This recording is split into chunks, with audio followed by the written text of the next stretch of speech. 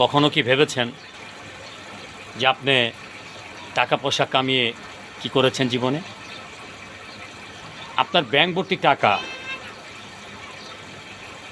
আপনার 10 তলা 12 তলা ফ্ল্যাট, চকবরা জমি, এটাই কি আপনার জীবনের শেষ? না, মিথ্যে কথা। আপনি জীবনে যা করেছেন সব ভুল, তবে এখন যেটা করবেন সেটা সঠিক। কেন? কারণ আপনি সারা জীবন টাকা কামিয়ে গেছেন, কিন্তু নামাজ রোজা করেননি। সেটা আপনার জন্য ব্যর্থ। আপনি ব্যর্থ। ওই টাকা আর ওই জমি আপনার সাথে যাবে না।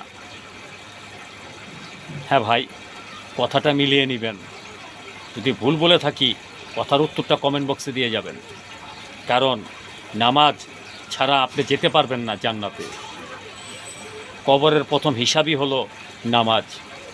যদি সঠিক উত্তর না দিতে পারি, তাহলে আমরা কিসের ইমান, কিসের মুসলিম,